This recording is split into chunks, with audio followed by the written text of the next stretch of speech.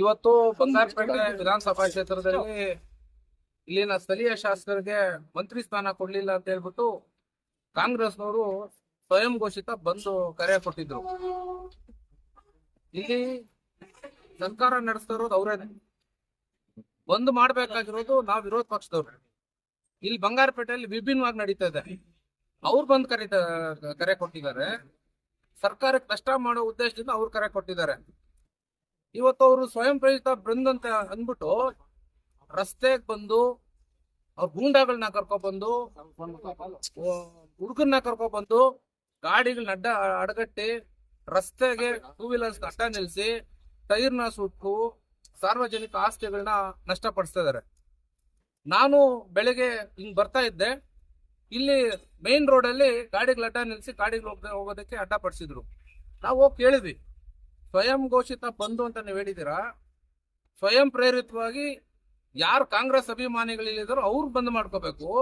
ಸಾರ್ವಜನಿಕರಿಗೆ ನೀವು ಒತ್ತಾಯಪೂರ್ವಕವಾಗಿ ಬಂದ್ ಮಾಡೋ ಸರಿ ಇಲ್ಲ ಅಂತಂದ್ರೆ ಅವ್ರು ಜನ ಕರ್ಕೊಂಡ್ಬಂದು ನಮ್ಮ ಮೇಲೆ ದಬ್ಬಾಳಿಕೆ ಮಾಡಕ್ ಬಂದ್ರು. ಪೊಲೀಸ್ನವ್ರು ಕೂಡ ಅಲ್ಲೇ ಇದ್ರು. ನಾವು ಪೊಲೀಸ್ನವ್ರಿಗೆ ಅಲ್ಲೇ ಹೇಳಿದ್ವಿ, ಇದು ಅನ್ಯಾಯ ಆಗಿದ್ರೆ ಅವರು ಕಾಂಗ್ರೆಸ್ ಪಕ್ಷದಲ್ಲಿ ಹೋಗಿ ಅವ್ರು ಕಾಂಗ್ರೆಸ್ ಹೈಕಮಾಂಡ್ನ ಕೇಳ್ಬೇಕು, ನಮಗೆ ಮಂತ್ರಿ ಸ್ಥಾನ ಯಾಕೆ ಕೊಡ್ಲಿಲ್ಲ ಅಂತ ಹೇಳ್ಬಿಟ್ಟು. ಸಾರ್ವಜನಿಕರಿಗೆ ಬಂದ್ ಕೇಳಿದ್ರೆ ಸಾರ್ವಜನಿಕರೇನು ಮಂತ್ರಿ ಸ್ಥಾನ ಕೊಡ್ಲಿಲ್ಲ, ಕೊಡೋದಿಕ್ಕಾಗಲ್ಲ. ಇವತ್ತು ಬಂಗಾರಪೇಟೆನಲ್ಲೂ ಕೂಡ ಸುಮಾರಷ್ಟು ಜನ ವ್ಯಾಪಾರಿಗಳಿಗೆ ಈಗಾಗಲೇ ಲಾಸ್ಟ್ 15 ದಿನ ಮುಚ್ಚಿದ್ರು ರಸ್ತೆ ಮಾಡೋ ನೆಪದಲ್ಲಿ.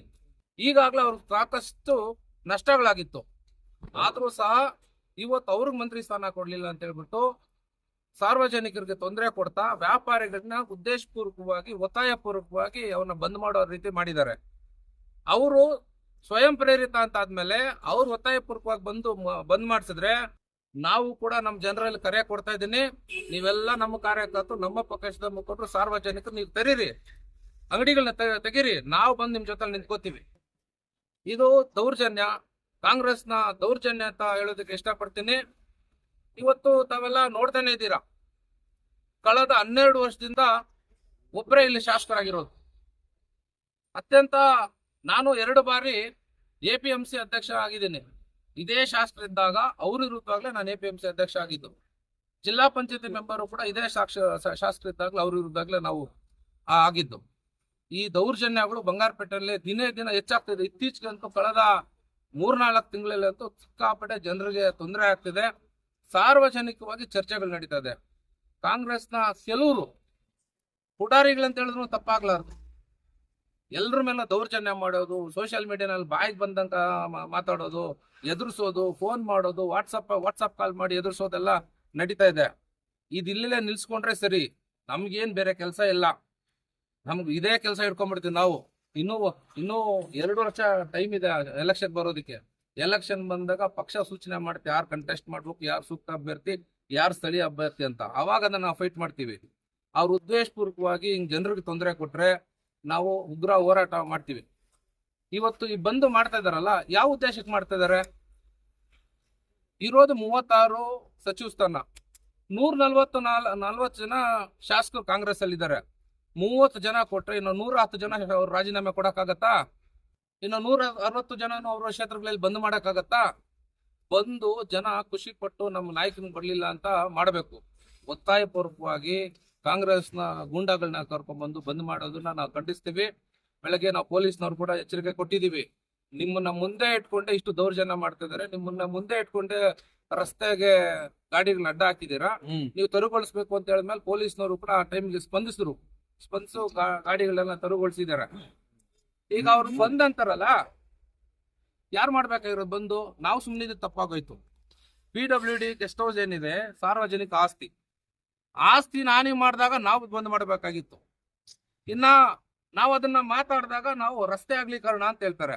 ರಸ್ತೆ ಅಗಲೀಕರಣ ನೆಪದಲ್ಲಿ ಬಡಬಗ್ರು ಮನೆಗಳು ನೋಡ್ದಿದಾರಲ್ಲಿ, ಸರ್ಕಾರಿ ಆಸ್ತಿಯನ್ನ ಯಾವುದೇ ಪರ್ಮಿಷನ್ ತಗೊಂಡ ಹೊಡೆದಿದ್ದಾರೆ.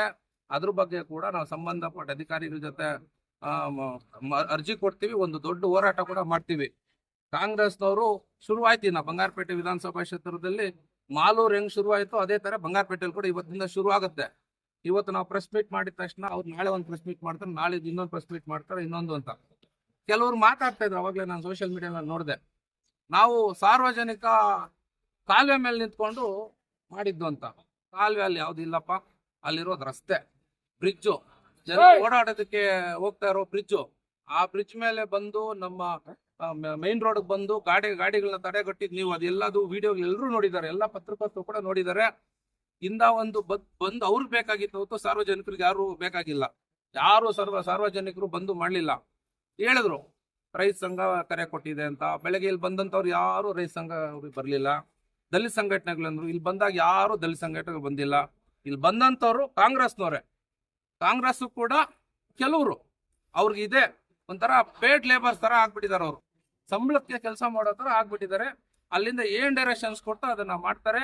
ಇದನ್ನ ಇಲ್ಲಿಗೆ ನಿಲ್ಸ್ಕೊಂಡ್ರೆ ಸರಿ, ಇಲ್ಲ ಅಂತಂದ್ರೆ ಬಂಗಾರಪೇಟೆ ವಿಧಾನಸಭೆಯಲ್ಲಿ ಪ್ರತಿದಿನ ಯಾವ್ದೋ ಒಂದು ಹೋರಾಟ ನಡೆಯುತ್ತೆ ಅಂತ ಹೇಳೋದಕ್ಕೆ ಇಷ್ಟಪಡ್ತೀನಿ.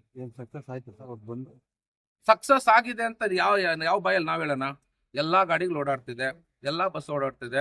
ಅವ್ರ ಭಯಕ್ಕೆ ಒಂದಷ್ಟು ಜನ ಮುಚ್ಕೊಂಡಿದ್ದಾರೆ ಅಷ್ಟೇ. ಈ ತರ ಅವ್ರೇನ ಪ್ರೆಷರೈಸ್ ಮಾಡಿದ್ರೆ ನಾವು ಜನ ಕರ್ಕೊಂಡು ನಾವು ಅಂಗಡಿಗಳ ಹತ್ರ ಹೋಗಿ ನಾವು ಅಂಗಡಿ ತೆಗೆಸೋಂತ ಕೆಲಸ ಮಾಡ್ತೀವಿ.